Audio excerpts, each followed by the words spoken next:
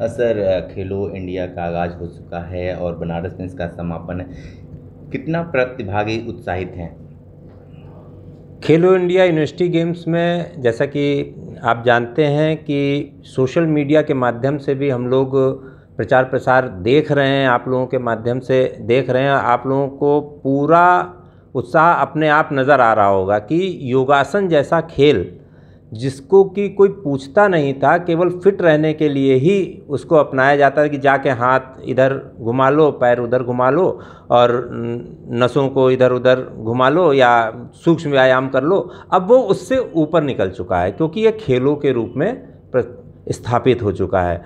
और उत्साह एथलीट्स में इसलिए है क्योंकि वे करियर ओरिएंटेड स्पर्धा या करियर ओरिएंटेड हमारा स्पोर्ट्स में नाम आ चुका है। इसके माध्यम से जितनी भी स्टेजेस आप क्रॉस करते जाएंगे, चाहे वो डिस्ट्रिक्ट लेवल हो, स्टेट लेवल हो या फिर नेशनल लेवल हो, या इंडिया को जब आप रिप्रेजेंट करते हैं तो अपने आप में गौरव की बात होती है। इससे बड़ा गौरव की बात नहीं हो सकती कि जब वो तिरंगा लेके खड़ा होगा और हमारे सामने राष्ट्रगान बज रहा होगा कि योगासन खिलाड़ी को ब्रॉन्ज मेडल मिला या सिल्वर मेडल मिला या गोल्ड मेडल मिला। तो इससे बड़ी किसी भी खिलाड़ी के लिए राष्ट्रगान के साथ सल्यूट किया जाए और उसको मान्यता मिले कि हाँ, ये एक स्थापित खिलाड़ी है। हमें नहीं लगता कि कोई भी खिलाड़ी इस बात को नहीं मानेगा कि उसने इस जीवन में सफल होकर राष्ट्रगान के साथ खड़े होकर गोल्ड, सिल्वर या ब्रॉन्ज मेडल प्राप्त किया है। हमारे ख्याल से उत्साह इससे ज़्यादा देखने को आपको नहीं मिलेगा योगासन खिलाड़ी के रूप में। देखा जाता है कि बनारस एक हब है और यहाँ पे फिल्म स्टार भी आते हैं, लेकिन बहुत सारे लोग हैं कि योगा करते हैं घाटों पे और बड़े पैमानों पे करते हैं। तो क्या लगता है, आध्यात्म, योगा, तमाम तरह के यहाँ पे क्या क्या कुछ है बनारस में? बनारस में अपने आप ही रस छिपा हुआ है, चाहे वो किसी भी रूप में आप ले लीजिए। तो यहाँ पर रस बनाने की ज़रूरत नहीं है। तो ये बनारस है। बनारस में घाट घाट पे आप योगमय शरीर, योगमय और आध्यात्मिक शरीर जो देखते हैं वो वाकई में शरीर योग आसन कर रहे होते हैं। वह यम नियम आसन प्राणायाम प्रत्याहार धारणा ध्यान समाधि को फॉलो करते हुए अपने योगासन खेल को लोगों तक विस्तार से पहुंचाने की एक प्रक्रिया की या रूपरेखा को प्रस्तावित करते हैं कि मैं यहाँ पर कर रहा हूँ, आप भी करें। एक चीज़ तो ये है। दूसरा कि जितने भी प्रकार के लोग आपको यहाँ दिखते हैं, जैसे आपने कहा विदेशी लोग दिखते हैं हम लोगों के साथ, जैसे अगर आप डीवाई से वाराणसी की बात करेंगे तो वहाँ पर जो हम लोगों का इंस्टीट्यूट चलता है वहाँ भी विदेशी प्रभावित होकर आते हैं यहाँ की संस्कृति को, यहाँ के आध्यात्म को अपनाने के लिए। तो आप कह सकते हैं कि पूरा भारत देश इस समय रोमांचित है कि जो अपनी युगों युगों से चली आ रही परंपरा थी वह पुनः वापस आ रही है इस योगासन प्रतिस्पर्धा या स्पर्धा के माध्यम से। आप कोच हैं, ये बताइए कि कोचिंग देने के लिए कितना संघर्ष करना पड़ता है? क्योंकि जो योगा है, योगा अभी लोग बहुत कम लोग जानते हैं, बस फिल्मों में। और जब योग दिवस मनाए जाते हैं 21 जून को तो हर लोग एक फ़ोटो सेशन के तौर पे देखा जाता है, लेकिन अब वो उसको गेम में जोड़ दिया गया है। नहीं, बिल्कुल सही कहा आपने जो है कि ये एक मात्र औपचारिकता भर रह जाता था एक पर्टिकुलर दिन। और जैसा अभी हमारे कोऑर्डिनेटर सर ने कहा कि एक फ़िटनेस फ्रीक प्रोग्राम की तरह ही किया जाता था कि लोग फिट रहने के लिए, और ख़ास करके उनके लिए जो अपर एज के लोग हैं कि भाई आप कुछ नहीं कर सकते, योगा कर लीजिए बैठ के जो है। बल्कि बिल्कुल इसके विपरीत था।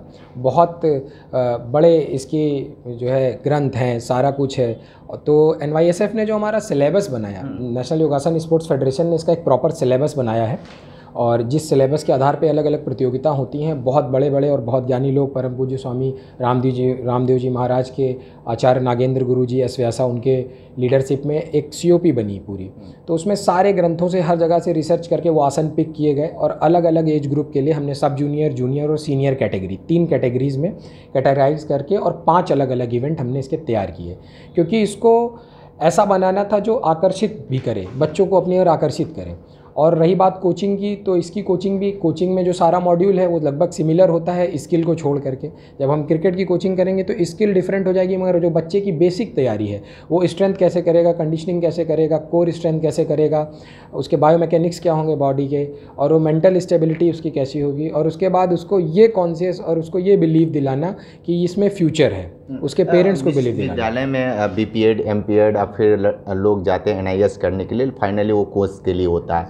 लेकिन देखा जाता है कि अभी भी बहुत ऐसे युवा हैं वो मतलब कि योगा को सर्वाइव नहीं कर पाते हैं, क्रिकेट में जाते हैं, हैंडबॉल में जाते हैं, बास्केटबॉल में जाते हैं, खो खो में जाते हैं, इत्यादि जो गेम है उसमें जाते हैं। लेकिन आपको क्या लगता है कि जो योगा है, योगा का अस्तित्व अब ज़्यादा बढ़कर आएगा या कुछ नया क्या होगा? देखिए, निश्चित तौर पे जहाँ अपॉर्चुनिटीज़ होती हैं तो लोग बढ़ते हैं। आज से 15 साल पहले, मैंने भी पहले भी कहा था, 15 साल पीछे आप जाएंगे तो लोगों के हाथ में मोबाइल नहीं होते थे। कॉलोनी में एक फ़ोन होता था, वहाँ फ़ोन आता था, मगर एक क्रांति आई और आज हमारे हर किसी के हाथ में मोबाइल है।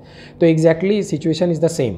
अभी सारे खेलों में बराबर अपॉर्चुनिटी है। मैं भी बीपीएड हूँ, उसके बाद मास्टर्स और अब पीएचडी योग में, और मैं खुद भी बेसिकली दूसरे गेम से आया हूँ, मगर मेरा इंटरेस्ट यहाँ हुआ, कोचिंग का मेरा पैशन था यहाँ हुआ, और मैं आया।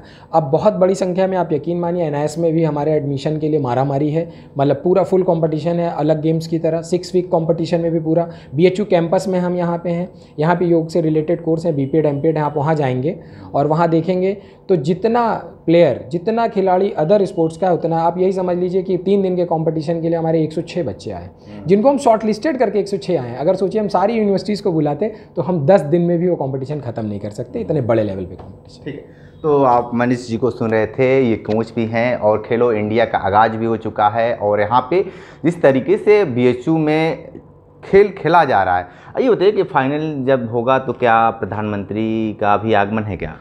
मुझे जहाँ तक इसकी पूर्ण रूप से जानकारी तो नहीं है, मगर मुझे लगता है सीएम साहब होंगे और प्राइम मिनिस्टर साहब वर्चुअल रूप से उपस्थित रह सकते हैं। इसकी पूरी जानकारी मुझे इसके बारे में, प्रोग्राम के बारे में नहीं है। ठीक है, तो देखिए यूपी में हो रहा है और खेलो इंडिया के तहत जिस तरीके से बड़े पैमाने पे यूथ इसमें जुड़ रहे हैं, देखना दिलचस्प होगा कि आने वाले वक्त में योगा को किस स्तर पे लोग लेकर जाते हैं। ग्राउंड जीरो से रिपोर्ट कर रहे थे, तो हमारे साथ बने रहिए न्यूज बकेट के साथ। हमें दीजिए इजाजत, नमस्कार।